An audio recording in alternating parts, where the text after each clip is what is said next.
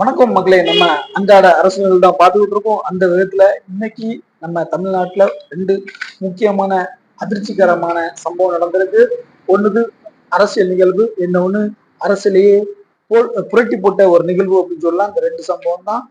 முதல் சம்பவம் என்டிஏ கூட்டணி, அதாவது அஇஅதிமுக தலைமையிலான எடப்பாடியார் பழனிசாமி அவர்கள் கூட்டணியான தொகுதி பங்கீடு எந்த ஒரு பிரச்சனையும் சுமூகமா கிளியரா முடிச்சிட்டாப்ல. கூட்டணிக்கு ஆள் இல்லை, கூட்டணிக்கு சேர்க்க வர மாட்டாங்க, கூட்டணி குழப்பமான கூட்டணி அப்படின்னு சொல்லிட்டு இருந்த அந்த திமுகவில் தான் இப்போ பயங்கரமான கூட்டணி குழப்படி.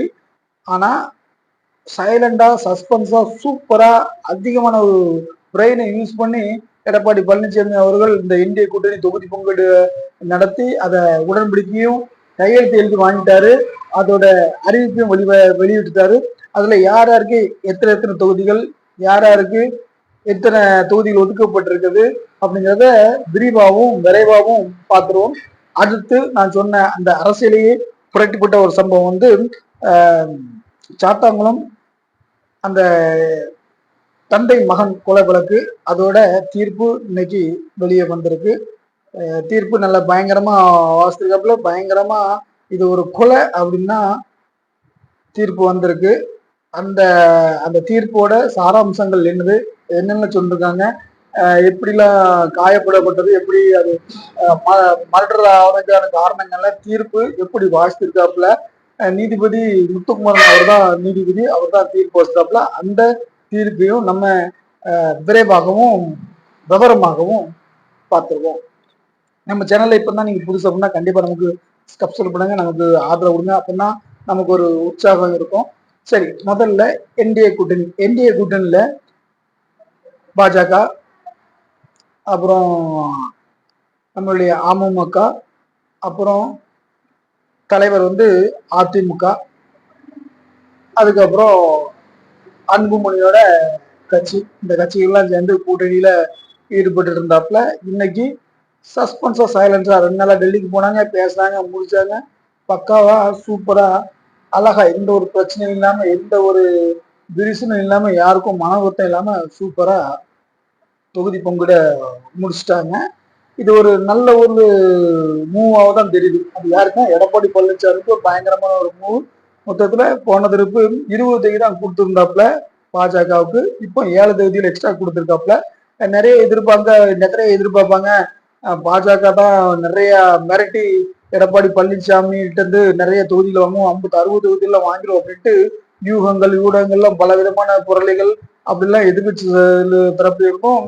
அது ஒரு பரவப்பட்டது. ஆனா கட்சி தான் கண்ட்ரோல் தான். இந்த கூட்டணிக்கு, இந்திய கூட்டணிக்கு தமிழ்நாட்டுல நான் தான் தலைமை அப்படிங்கிறத மிக தெளிவாகவும் கைக்குள்ளேயே வச்சுட்டார். அதுல வந்து ராஜதந்திர வெற்றி வந்து அதிமுக பொதுச் செயலர் எடப்பாடி பழனிசாமி அவர்களுக்குங்கிறதுல எந்த ஒரு மாற்று கருத்தும் இல்லை.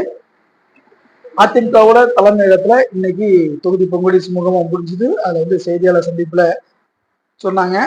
முதல்ல வந்து பாஜகவுக்கு 27 தொகுதிகள் ஒதுக்கப்பட்டதா அறிவிக்கப்பட்டுள்ளது. ஏன்னா பாஜகவுக்கு போன திருப்பு ஒரு 20 சீட்டு தான் கொடுத்திருந்தாங்க.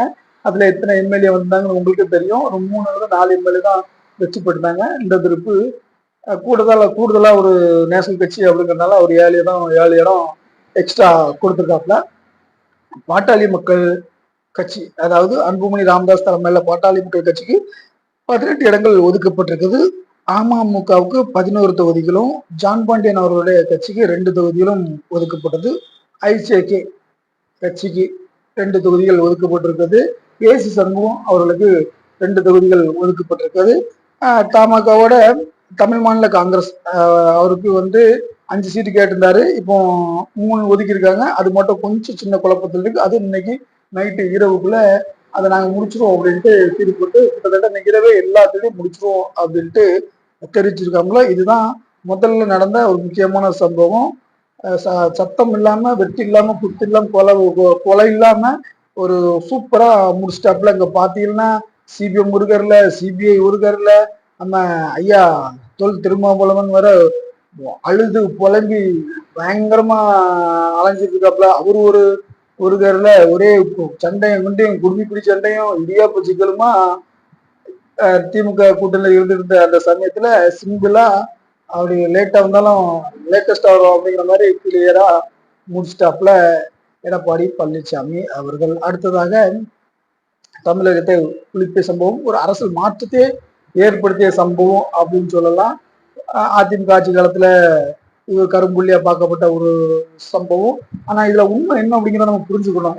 இந்த ஆட்சி காலத்துல நடந்தாலும் தப்பு பண்ணது யாரா இருந்தாலும் சரி அப்படின்ட்டு திறமையா அந்த உடனே கேஸை ஃபைல் பண்ணி தப்பு பண்ணவங்களுக்கு தண்டனை கிடைக்கணும் அப்படிங்கிறதுல எந்த ஒரு சாட்சியங்களும் அளிக்காம எந்த ஒரு பிரச்சனையும் இல்லாம உடனே வந்து அந்த அந்த அந்த தந்தை மகன் கொலை வழக்கு அது லாக்கப்பட்டு தான் அப்படிங்கிறது தான் உடனே அதுக்கான நடவடிக்கைகள் எடுக்கணும் அப்படின்னு உத்தரவிட்டு அதை வந்து எந்த தடயத்தையும் அழிக்க முயற்சி பண்ணி எதுவுமே பண்ணாம அந்த வழக்கு உண்மையிலே இந்த சம்பவம் நடந்தா அது அப்படி நடக்கட்டும் அப்படின்ட்டு எடப்பாடி பழனிசாமி அவர்கள் அந்த ஆட்சி காலத்துல நடந்த ஒரு மிக சிறந்த வழக்கு. அதுல எடப்பாடி பழனிசாமி அவர்களோட பங்கு மிக உரிய. தன் ஆட்சி காலத்துல நடந்தாலும் சட்டம் கடமை செய்யட்டும் அப்படின்ட்டு ஒண்ணு நேர்மை நடத்த விட்டோம். அதோட வெளிப்பாடு தான் அந்த ஆட்சி காலத்துல போட்ட எஃப்ஐஆர், அந்த ஆட்சி காலத்துல போட்ட விசாரணையோட இந்த தீர்ப்பு தான் இன்னைக்கு வந்திருக்கு. அது என்ன தீர்ப்பு அப்படிங்கிறத நம்ம இப்போ பார்த்துடலாம். முதல்ல ஆய்வாளர் ஸ்ரீதர், அதாவது அந்த சாத்தாங்குளம் அந்த பெனிக்ஸ் அந்த அவங்க 2 பேர் இறந்ததுல ஆய்வாளர் ஸ்ரீதர் இருக்காரு. அவரு அடிக்க சொன்னதுனாலதான் போலீஸார் அடிச்சுட்டாங்க அப்படிங்கிறது ஊர்ஜிதம் ஆயிருக்கு, அது உண்மையாயிருக்கு அப்படின்ட்டு தீர்ப்புல வாசித்துக்காப்புல. அதுக்கு அடுத்தபடியாக கயிற்றுல தொங்க விட்டு அவங்க அடிச்சிருக்காங்க அப்படிங்கிறது மருத்துவரோட அறிக்கை, அதாவது பிரேத பரிசோதனைல தெரிய வந்திருக்கு அப்படிங்கிறதையும் சொல்லிருக்காப்புல.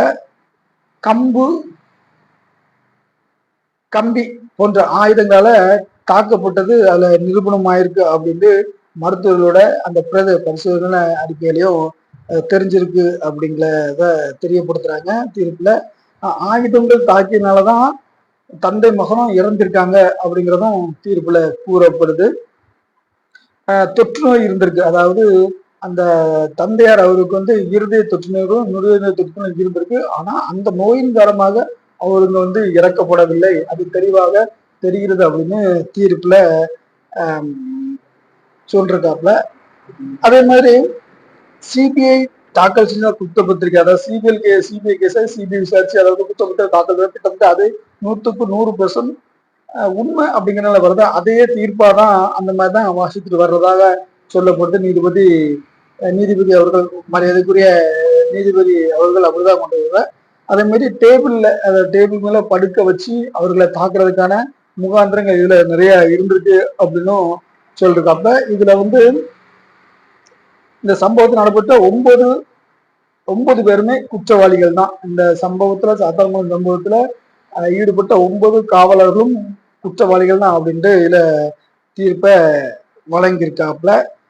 தீர்ப்பு வந்து அது குற்றவாளிகள் அப்படின்னா தீர்ப்பு வழங்கியிருக்காப்புல. அவங்களுக்கு என்ன தண்டனை அப்படிங்கிறத வர்ற 30ஆம் தேதி வந்து மதுரை கூடுதல் அமர்வு வந்து அதை தெரிவிக்கிறாங்க, தண்டனை விவரங்களை அறிவிக்கும் அப்படின்ட்டு கூறப்பட்டிருக்கு.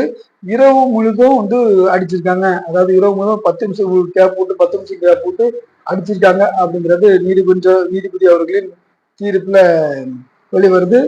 இரவு முழு அடிச்சது மட்டும் இல்லாம அடிச்ச பிறகு தாப்பன மௌனம் கிடைச்சிருக்கான்ப்பா அப்படின்ட்டு அவங்களோட உரையாடல்கள் இருந்ததாகவும் இந்த தீர்ப்புல வாசிக்கப்பட்டிருக்கு. அப்புறம் வந்து அந்த அந்த ரத்தம் படிந்த உடைகளை வந்து காவல்துறையினர் வந்து அவங்களுடைய அந்த தந்தை மகனோட உறவினோட தூக்கிட்டு போய் குப்பையில போடுங்க அப்படின்னு சொல்லிருக்காப்புல. அந்த குப்பையில போட்டு அந்த பொருளை மீட்டெடுத்து அந்த சட்டையை ரத்தகரப்படைந்த சட்டையை மீட்டெடுத்து அதை வந்து அறிக்கையா தமிழுக்கு பண்ணல, அதை வந்து காவல்துறை பண்ணல, அதை சரியில்லை அப்படின்ட்டு சொன்னேன். மொத்தத்துல வந்து இது வந்து ஒரு லாக்அப் டெத்து தான் அப்படிங்கிறத நீதிபதி அவர்கள் கன்ஃபார்ம் பண்ணிட்டாப்ல. அதுல 9 காவலர்களும் குற்றவாளிகள் தான் அப்படின்ட்டு தீர்ப்பு வழங்கினாப்புல. அவங்களுக்கு வர்ற 30ஆம் தேதி தீர்ப்பு வழங்கப்படும் என்று அறிவிக்கப்பட்டுள்ளது. ஓகே மக்களே, நம்ம சேனல் இப்ப புதுசு அப்படின்னா கண்டிப்பா நம்ம சப்ஸ்கிரைப் ஆகுங்க. இன்னைக்கு நம்ம பார்த்த 2